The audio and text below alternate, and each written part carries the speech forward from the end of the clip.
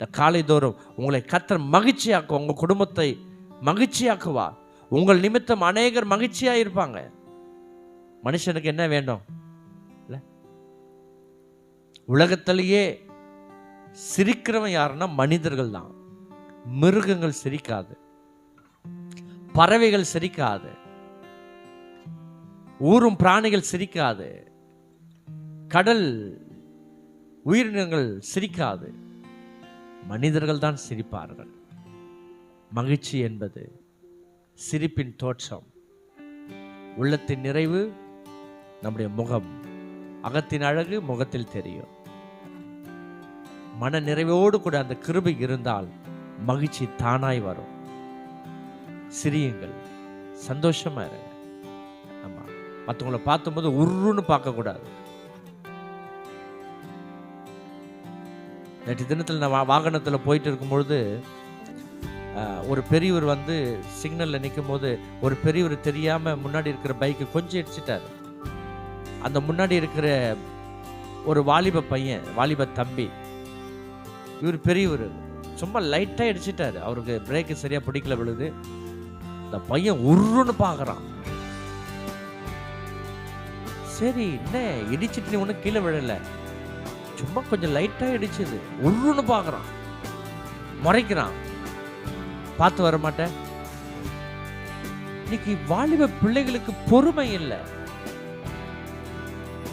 அப்பதான் நினைச்சேன், மனிதர்கள் எப்படி ஆயிட்டாங்க? நாய் மாதிரி கொலைக்கிறான். மிருக குணம். கொஞ்சம் பஸ்ல இடிச்சிட்டா போதும், கொஞ்சம் கால் மிதிச்சிட்டா போதும், அப்படியே நாய் மாதிரி கொலைக்கிறான்.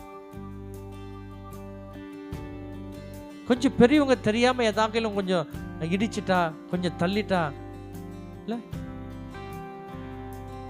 சாரின்னு கேட்டா கூட உருமுறான், கத்துறான். எங்க மனித தன்மையை போயிடுச்சு இன்னைக்கு. மனித தன்மையே, மனிதாபிமானமே இல்லையே.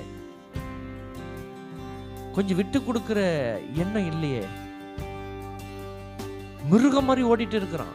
ஆனா இன்னைக்கு மிருகங்கள்லாம் பாருங்களேன், நீங்க ஜூல எல்லாம் பாருங்க, இந்த ஃபாரின்ல இந்த டால்பின்லாம் எவ்வளவு அழகா பழகுது. இந்த ஜூல பார்த்தீங்கன்னா சிங்கம், யானை, இல்ல புலி, இது எல்லாம் மனுஷனுடைய அன்பிலே அடக்குறான். அதெல்லாம் இன்னைக்கு அன்பில மாறிட்டு இருக்கு. மனிதர்கள் எல்லாம் மிருகத்துக்கு மாறிட்டு இருக்கிறான்.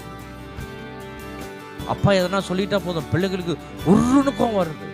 கணவன் எதனா சொல்லிட்டா போதும் மனைவிக்கு உருணுக்கம் வருது. எதுவும் சொல்லக்கூடாது, எதுவும் பண்ணக்கூடாது, மன்னிக்கிற சுபாவம் இல்லை.